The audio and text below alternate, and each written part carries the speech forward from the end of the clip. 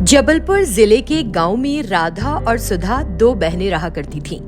राधा बड़ी थी और उसने बस स्टैंड के पास एक इडली की दुकान शुरू की थी और अपने धंधे को सुचारू रूप से चला रही थी। अपने इस धंधे से वो जो कमाती थी उससे वो शहर में हॉस्टल में रखकर अपनी छोटी बहन सुधा को पढ़ा रही थी।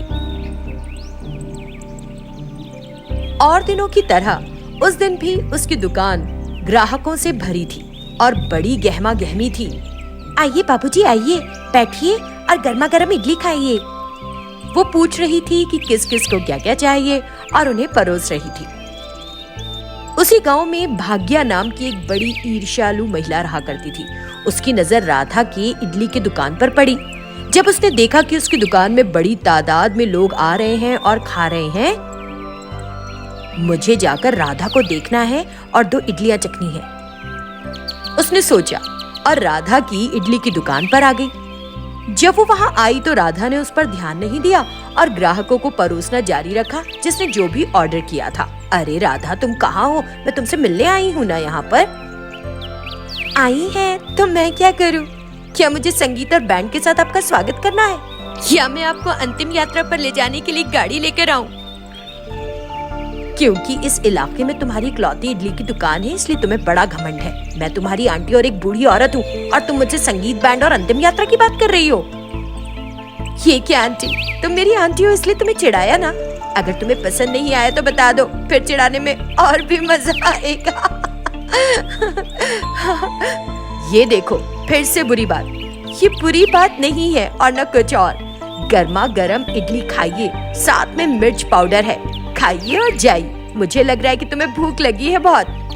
उसने 2 इडली को मिर्च पाउडर के साथ केले के पत्ते में परोसा और एक प्लेट में डालकर भाग्या को दिया। जब भाग्या ने सफेद इडली देखी, ए राधा, इडली कितनी सफेद है, कैसे? मैं एक्टिव व्हील डिटर्जेंट में भिगाती हूँ ना इडली की दाल को, इसीलिए। जब उसने ये कहा तो वहाँ बैठे ग्राहक एक्टिव व्हील डिटर्जेंट की बात सुनकर चौंक गए और उन दोनों की तरफ देखने लगे। उन्हें इस तरह देखने पर दोनों हंसने लगी। हम रिश्तेदार हैं, हम एक दूसरे की टांग खींचते रहते हैं और ये आम बात है। आप खाओ इडली, खाने में कोई खतरा नहीं। आराम से खाओ और खाकर दिन भर इस दुकान के गुण गाना। ग्राहक फिर से इडली का स्वाद उठाने में जुट गए। जब भाग्या इडली खा रही थी तो राधा बगल में खड़ी होकर देखने लगी। अरे, यहाँ खड़ी होकर मुझे इस तरह घूर क्यों रही हो? हाँ, भूख लगी है तो अपने लिए भी परोस लो। भाग्या के ऐसे कहने पर राधा वहाँ से चली गई। उसने अपने लिए भी इडली परोसनी शुरू कर दी। तभी भाग्या ने धीरे से एक प्लास्टिक की छिपकली को इडली पर डाल दिया। फिर उसने अपना ड्रामा शुरू किया। अरे राधा, ये क्या है? सांभर में छिपकली है, तुमको ध्यान रखना चाहिए ना। मैं तो ध्यान नहीं दूंगी क्योंकि ये हमारी अपनी दुकान है, लेकिन क्या और सब ऐसे ही चुप रह जाएंगे? क्या डर नहीं जाएंगे? वो सबको बताने लगी कि उसने इडली पर छिपकली देखी है। जब ग्राहकों ने देखा तो सब तुरंत छोड़कर बाहर भागे। राधा को बड़ी शर्मिंदगी महसूस हुई। भाग्या इसका आनंद ले रही थी और फिर वहां से चली गई। राधा मनी मन भाग्या को कोसने लगी। अगले ही दिन भाग्या ने अपने नाम से इडली की नई दुकान शुरू कर ली। कुछ दिन गुजर गए। उस दिन के बाद से लोगों ने राधा की दुकान पर इडली खाना बंद कर दिया और भाग्या की दुकान पर खाने लगे। राधा अंदर ही अंदर कुढ़ रही थी और घर पर ही रहने लगी थी। अगर इडली की दुकान नहीं चलेगी तो बहन को पढ़ाई के लिए पैसे कैसे भेजूंगी? कल ही उसने फीस के पैसों के लिए फोन किया था, लेकिन यहाँ तो सब गड़बड़ हो गया है। अब क्या करूं? कुछ समझ में ही नहीं आ रहा है मुझे। इस तरह सोच रही थी। उसी समय उसकी बहन सुधा शहर से आ गई, लेकिन राधा ने उसे भी नहीं देखा, बस गहरी सोच में पड़ी रही। उसे इस तरह सोच में पड़ा देखकर सुधा को बहुत बुरा लगा और पूछा, मेरी बहन को कुछ हो गया है क्या? क्या हुआ दीदी? उसने अपना बैग रखा और सीधे दुकान पर गई।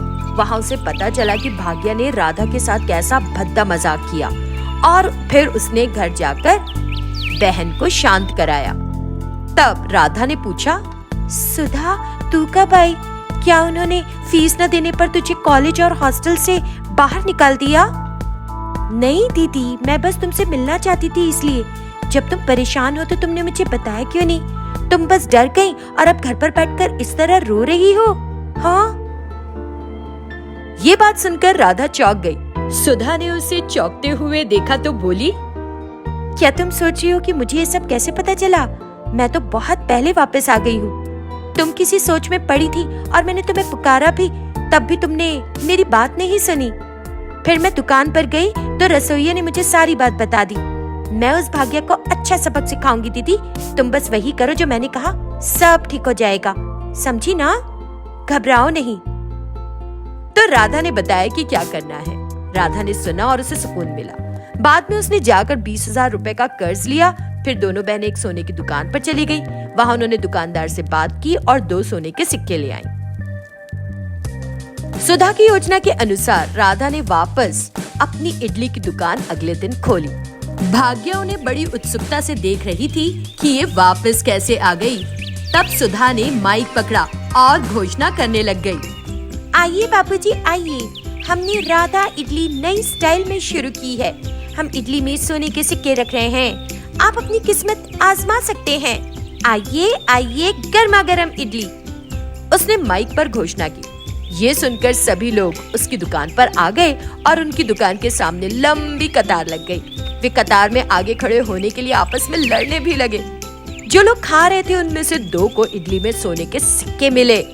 इस तरह भाग्या की साजिश के बाद भी राधा इडली स्टॉल फिर चल पड़ा। पिछले एपिसोड में बहन एक होटल में काम कर रही है करके पता चल के सौम्या तुरंत कार में वहां जाके उसकी बहन को अपने साथ लाती है। उनके पीछे आए उस होटल के ओनर को आगे से उसकी बहन वहां काम नहीं करेगी कह के वापस भेज देती है। उसके बाद उसके बहन के लिए एक अच्छा एरिया में रेस्टोरेंट खोलती है। बहन श्यामला का पकाया खाना स्वादिष्ट रहने के कारण वो रेस्टोरेंट बहुत क्लिक होता है। उसके बाद क्या हुआ अब हम देखते हैं। दोनों बहनों का रेस्टोरेंट का व्यापार बहुत जोर से चलते समय एक दिन श्यामला को गांव से पिता का फोन आता है। हेलो, कैसे हो बेटी? दीदी मेरा फोन नहीं उठाई, इसलिए मैंने तुम्हें फोन किया। अच्छे हैं बापू, आप कैसे हो? गांव में सब ठीक है ना?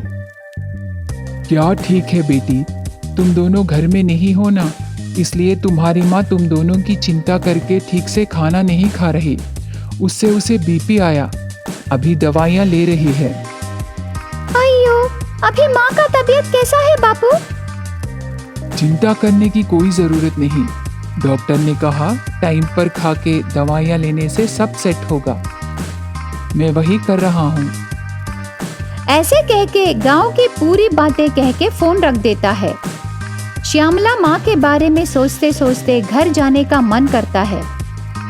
तब वो उसके दीदी के पास जाके ऐसे बोलने लगी, दीदी हम दोनों घर से इधर आने के बाद माँ हमारी चिंता करने लगी। दीदी बापू फोन में कह रहे थे एक बार गांव जाके आते हैं दीदी।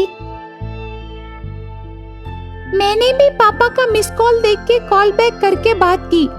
यहाँ का हमारी स्थिति मैंने उनसे कहा, पापा टाइम देख के आओ बोले। इस वीकेंड में हम जाएंगे बहन।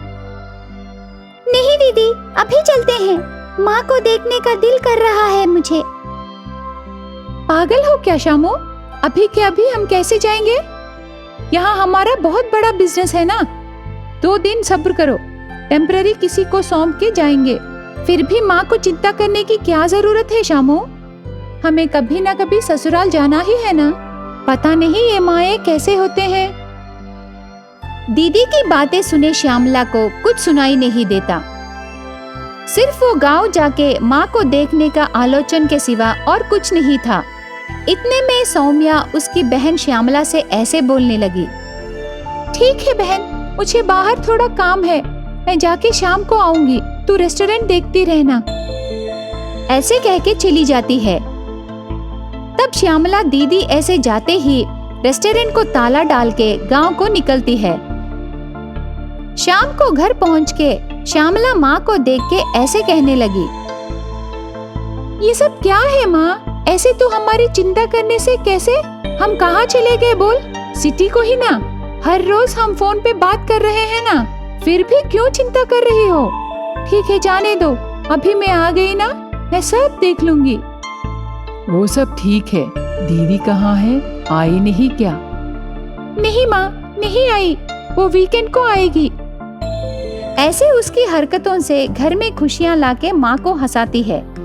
एक और सिटी में उसका काम खत्म करके वापस घर आने पर रेस्टोरेंट ताला डाल के रहना देख के सौम्या को आधा विषय पता चल जाता है। फिर भी उसका अनुमान मिटाने के लिए घर जाके देखने पर वहाँ भी ताला डाल के रहना देख के उसको पूरा विषय समझ में आता है। तब वो ऐसे सोचने लगी, ये पागल लड़की बिना बोले गांव चली गई होगी। उस गांव की गंवार लड़की को ठीक करना किसी से नहीं होगा। ऐसे सोच के वो वीकेंड तक वेट करके कार में रवाना होती है। दूसरी ओर गांव में रही श्यामला 100 हाथियों का बल मिले जैसे खुशी से उसकी माँ की चिंता दूर करने लगी। उस दिन शाम को गांव पहुंची सौम्या माँ का परवरिश करने के बाद गुस्से से उसकी बहन से ऐसे कहने लगी, तू क्या समझी रे? वीकेंड तक रुक के निकलने को सोचे ना, इतने में बिना बोले क्यों आ गई? तेरे ऊपर भरोसा करके मैंने उतने पैसे लगा के रेस्टोरेंट स्टार्ट की। वो सब मुझे पता नहीं दीदी, माँ को देखने का मन हुआ और मैं आ गई, बस। अब इस विषय में डिस्कशन मत रखो। यही नहीं, मैं तुम्हारे साथ सिटी को नहीं आ रही। माँ ठीक होने तक मैं यही रहूंगी। इससे सौम्या को बहुत गुस्सा आता है। तुम्हारा मतलब क्या है रे? तेरे लिए मैं लोन लेके वो रेस्टोरेंट खोली, अभी बीच में छोड़ देने से कैसे? बोली ना दीदी, वो सब मुझे पता नहीं, मैं तो नहीं आऊंगी। ऐसे दोनों बहनों में बातें बातें बढ़ के आखिर में सौम्या ने ऐसे कहा, नहीं आएगी तो जा रे, तेरे बिना मैं वो रेस्टोरेंट नहीं चला सकती क्या? तेरे बनाए पकवान से बिजनेस नहीं बढ़ा, अच्छी जगह के वजह से क्लिक हुआ, समझी? तू नहीं आएगी तो पैसे फेंक देने से करने को 100 चेफ मिलेंगे। ऐसे कह के बहन पर गुस्से से सिटी को चली जाती है। तब पिता श्यामला के पास आके ऐसे कहने लगा, तूने गलती की बेटी, दीदी को दुख नहीं करना था। ए लाइट बापू, यहाँ माँ की सेहत से ज्यादा दीदी का दुख नहीं है। ऐसे बहन पर गुस्से से गई सौम्या और एक स्टार शेफ को अपॉइंट करती है। वो शेफ को बनाए खाना खा के एक व्यक्ति ने ऐसे कहा, एक्सक्यूज मी, ये होटल में और एक होमली शेफ रहती थी ना, क्या ये फूड उसने नहीं बनाया? नो सर, वो छोड़ के चली गई, अभी हमारे रेस्टोरेंट में स्टार शेफ को अपॉइंट की। हमें कोई स्टार शेफ नहीं चाहिए, वो पुराने शेफ को बनाए फूड टेस्टी रहने पर हम इस रेस्टोरेंट को आते हैं, ये स्टार और स्क्वेयर्स के लिए नहीं। ऐसे कह के वहाँ से उठ के चला जाता है। इस तरह बहन पर आए गुस्से से सौम्या को बहन के बिना रेस्टोरेंट नहीं चलेगा करके समझ में आता है। तो फिर अभी सौम्या क्या करेगी? सिटी दीदी वर्सेस मंदबुद्धि बहन अगले एपिसोड में देखिए।